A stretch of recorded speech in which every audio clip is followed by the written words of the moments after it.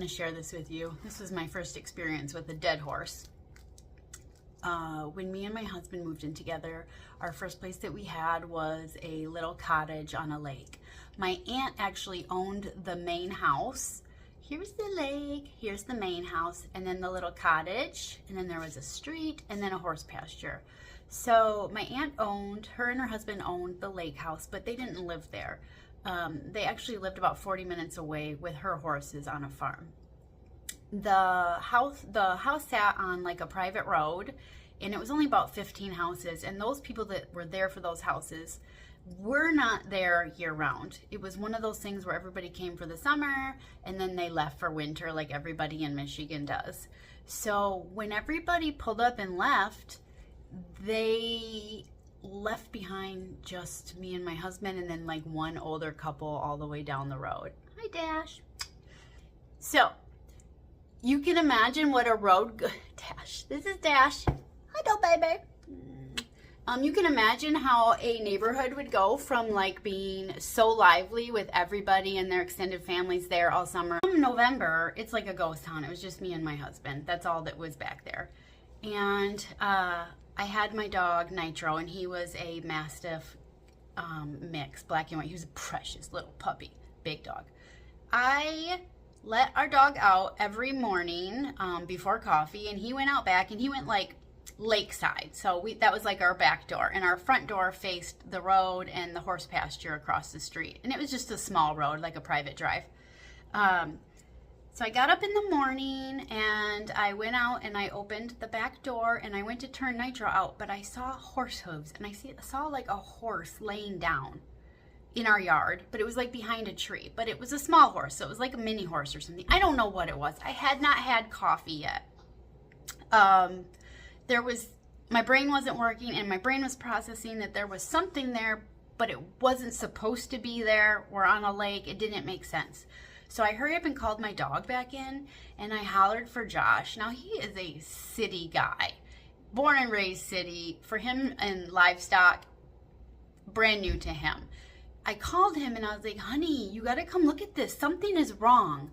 There's nobody that lives back there. There is a horse pasture across the street, but it only had 2 big horses. I had never seen mini horses there. And what I was looking at was like a dead mini horse baby. I don't know how else to explain it. Here's me looking.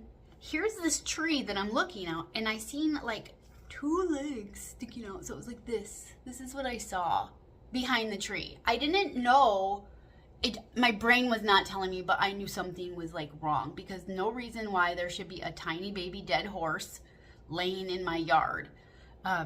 So I was like, honey, what is this? And he come running down the stairs, and we're both like looking outside, like through our glass door, like, what even is that? We can see horse feet, but they're small, and it's like a baby dead mini horse. And I'm like, I gotta save it. I don't know what happened, but I'm gonna go save this horse, and it's gonna live with us forever. I don't know where it came from, but it's totally mine.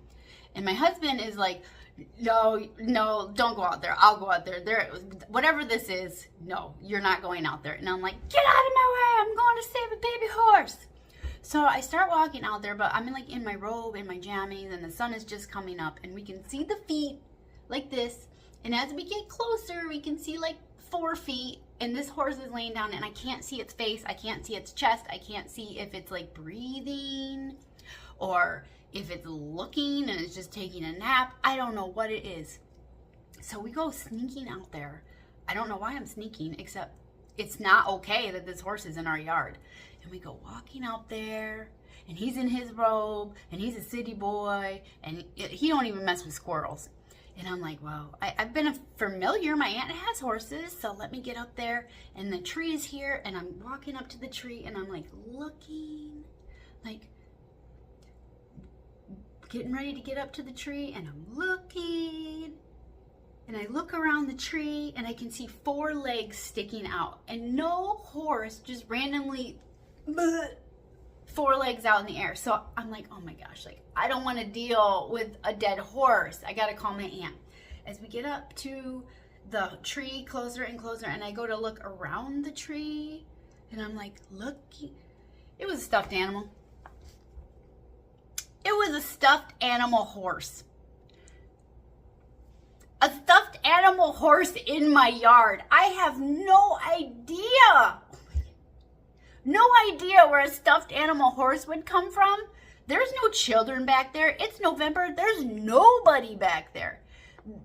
The road is private. It's not like it's a regular road where people are driving through or kids are dropping toys. It was a large stuffed animal horse. No idea where it came from. It was definitely like a fear factor thing. My brain was telling me it's a dead horse, but it wasn't like telling me like it's a stuffed animal. So that's how we experienced our first dead horse. Thankful it wasn't a real one.